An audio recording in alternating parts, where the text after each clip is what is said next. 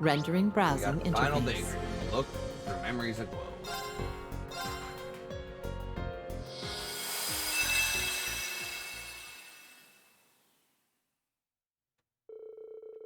3 months after the Battle of Jormungandr's end, Major Reverie had sent me a confidential letter. I had no reason to decline the request within, and so I paid a visit to Valflame Palace. Could you give us some privacy? Certainly, Your Majesty.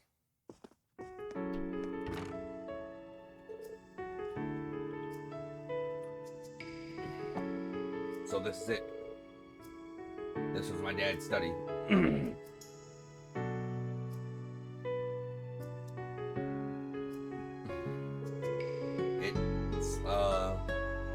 It feels a little surreal to be in here. I understand why you would feel that way. I'd come to sort out his belongings after the war's end, but to my surprise, there was nothing left to sort. He never was one for displaying sentimental goods and the like, but I can only assume he disposed of what little he had beforehand. I could see that from him, yes. But if there's nothing here, what is it you said you wanted to give me in the letter? It would be something I found in the ashes of his fireplace. This is...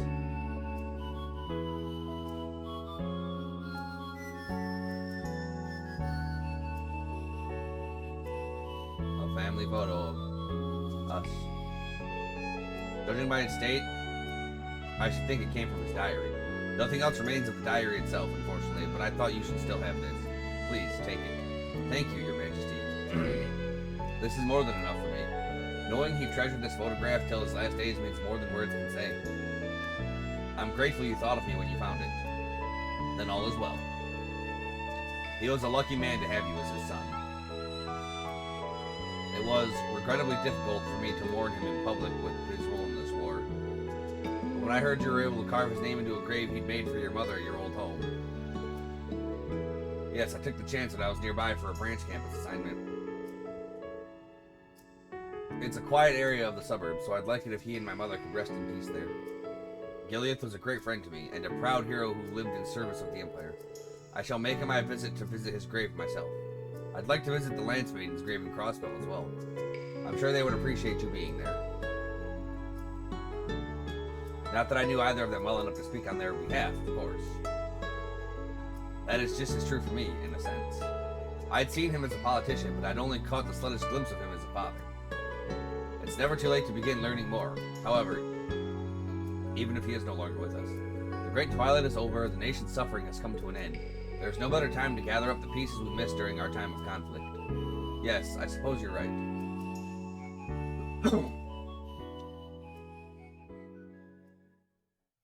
Through memories aglow.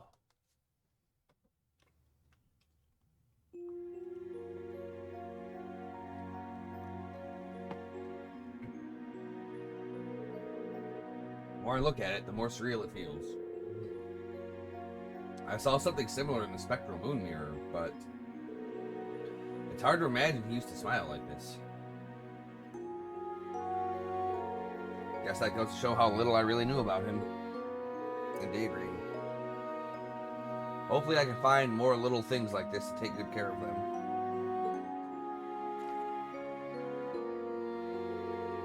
Now we're in for a busy day tomorrow, so I'd better get some rest.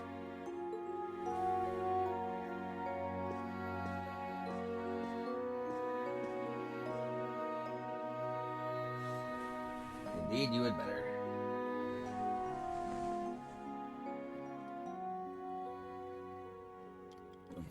What the fuck?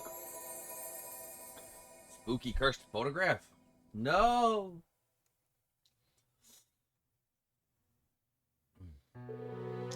I have accepted the Ebon Knight. But it is not by its will that I have chosen to bring destruction to the Empire. This is the only way to rid the land of the curse that has plagued it for so long.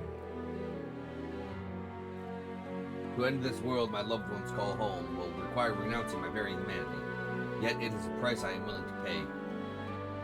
From this day forward, I will see myself as a being of blood with a soul of iron, guiding all to a future of conflict. I write these words in my diary to show that I have chosen my path, that my will is still my own. I I knew I would need pawns to achieve the future I so desired. Not long after having this realization did I happen upon a boy with a gift of precognition. His name is Lecter Arundel. What a funny twist of fate that he should be that man's son. The boy had accepted the hand fate had dealt him, both his father's crimes and that it would lead him to be silenced. I've given him a new home as one of my pawns, giving him a purpose in the form of revenge. Did I do this out of compassion, an emotion I thought I'd abandoned? Or has seeing him reminded me of the son I've turned my back on? His father's crimes came to be the whispers of the Ebon Night. There is no reason for the child left behind to carry the weight of such an indelible sin. I know not whether his foresight has allowed him to see the ruin I aim to bring about. Regardless, he has accepted my offer with great interest.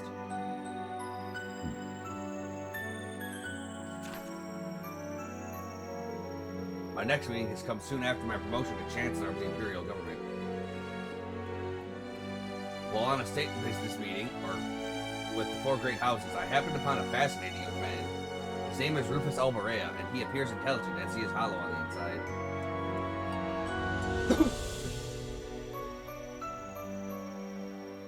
He thinks of me as his true father, and he believes that besting me will give meaning to his existence. It feels almost cruel to find myself being called someone's father again. But meeting someone who seeks to do more than I ever could has been a fine boon indeed. May he show me humanity's potential. May he prove we are not powerless in the face of the curse, nor are we simple pieces on a game board. I know calling myself an Ironblood, a son of mine, will not be enough to satisfy him. Perhaps once he finds the answer he seeks, he will be fit to lead in the times to come.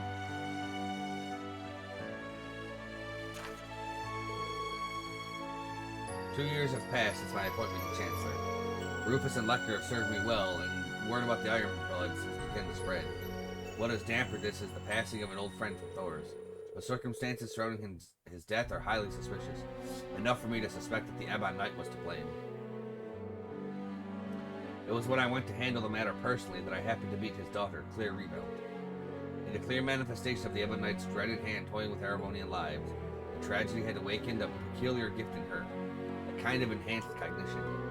I chose to leave the matter of her father's death in her hands, and though it pained her greatly to do so, she has demonstrated the resolve to stand against destiny.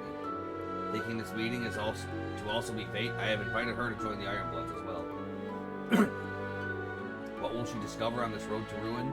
I do not know, but on behalf of my friend, I intend to bear witness as she finds it.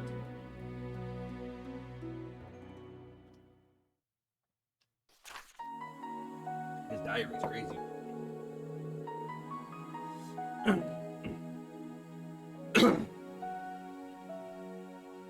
I visited Jirai, and after negotiating with its mayor, it was agreed that it would be taken as a province of Arabonians. And around that time, who would show as if she had been waiting for this moment all along but my dear friend?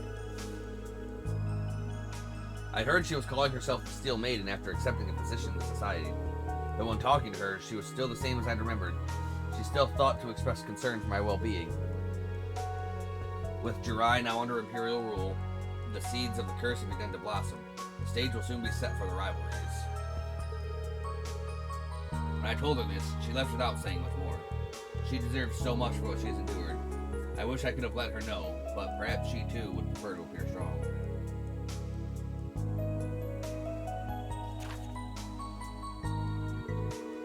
Fourth member has joined the Ironbloods. Her name is Milliam Orion, a new model homunculus with the nearly last in her line serial number, 0Z73.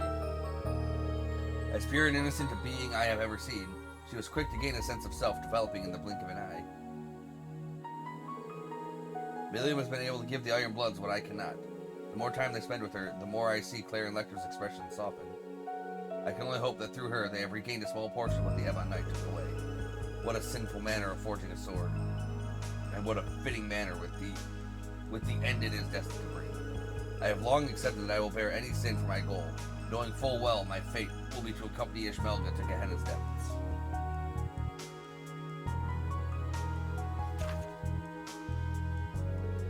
Prince Oliver's role in the crises in Liberl was reported far and wide. When he soon returned to the Empire like a hero aboard the Kingdom's Arsail, It was almost impossible to escape the story. I visited Liberal to offer my own greeting before his departure, but by doing so he reminded me once more that he is a man of endless surprises. It was as if the lion slumbering within the Empire had awakened and taken his form. As I execute my plan to fill the world with conflict, he seeks to find a third way. His efforts are nothing but a hindrance in bringing about the Great Twilight. But I cannot help but feel excited by his declaration. If he's going to challenge me, then he had best put up a worthy fight. The conflict he seeks to stop will be great enough to engulf even Crossbow. I look forward to seeing how he intends to counter it.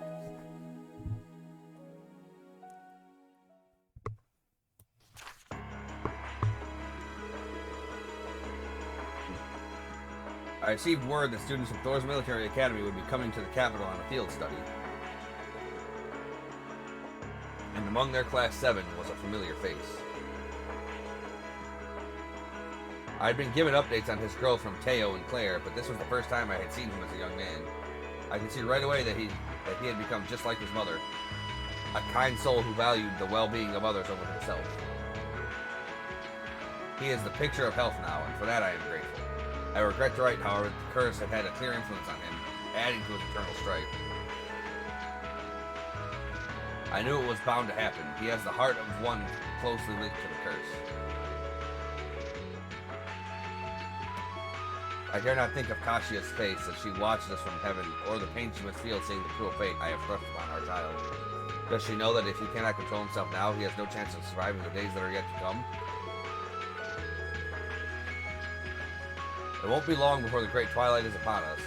All I can do is as his mother does, watch and see how he fares.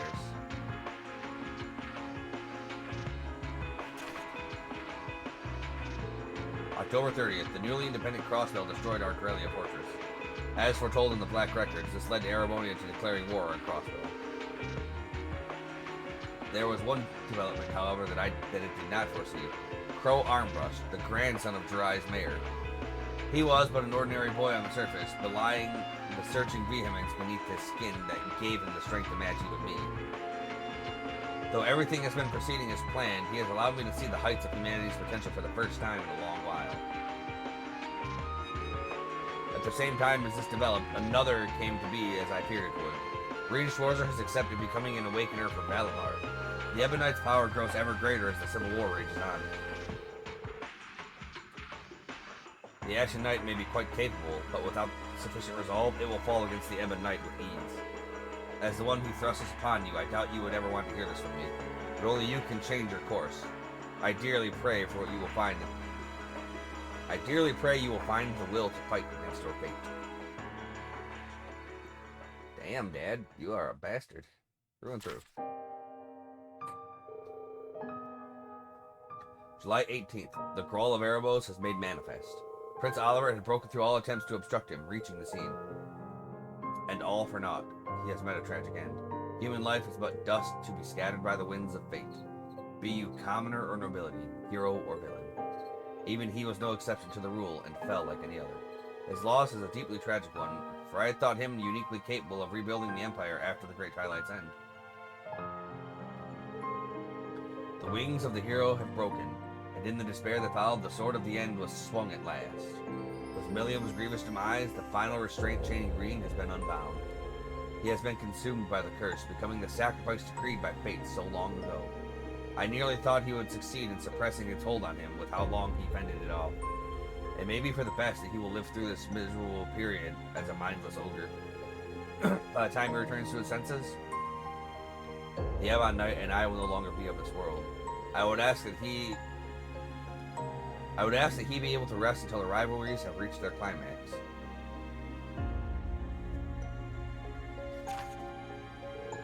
September 1st. Operation Jormungand and the final rivalry is now upon us. Though he fell to the fiery depths of despair, Green rose from the ashes and has since fought valiantly for my defeat. The curse's power was at its peak, and still he prevailed. I can hardly believe how much he has grown. His friends may have played a part in this, but that alone does not explain it. What has elevated him to the heights beyond prophetic imaginings? I wish I knew, as much as I wish I could have learned it by watching over him as a father.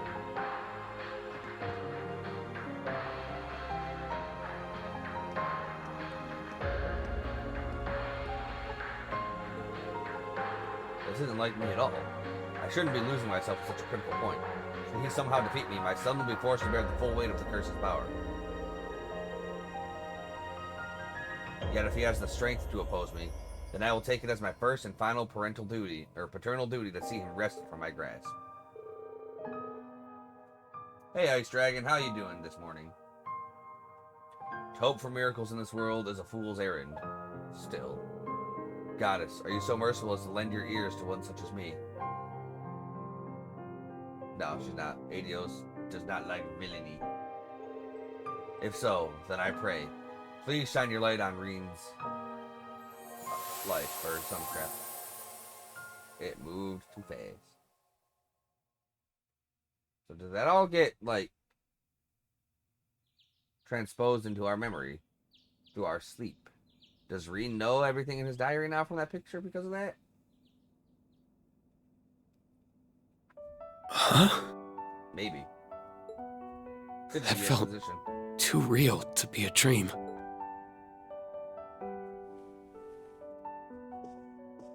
Damn this photograph.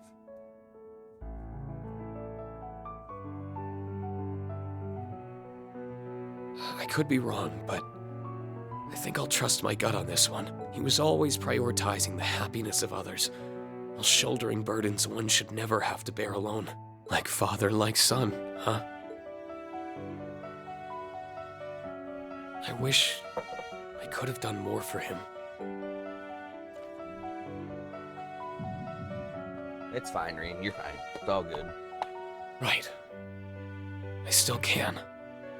My father gave me life, and my friends gave me a reason to live that life. Yeah, he kind of do. Simply living well is the best way I can repay him and my mother. That doesn't absolve the bad, but... He's just got that standard anime male main character energy. And hairstyle and all that. Morning, Kurt. The weather's beautiful today, huh?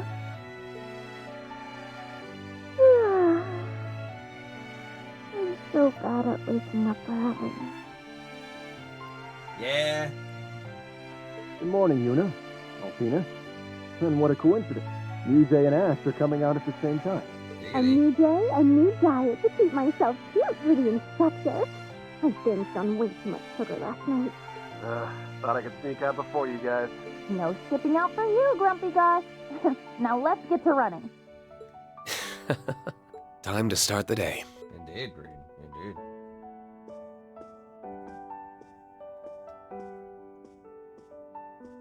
Is that the last daydream? Are we finally done? Please. It has been so long. There have been so many.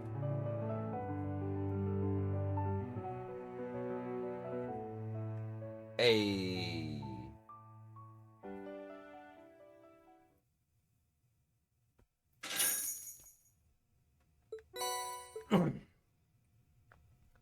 Well, this game / series has a lot of love interests you can choose from, but the canon love interest for our MC right here is this basic bitch right here, Elisa. Despite all these others, despite all these other hot bitches he has on retainer, Falcom said it's gotta be Elisa.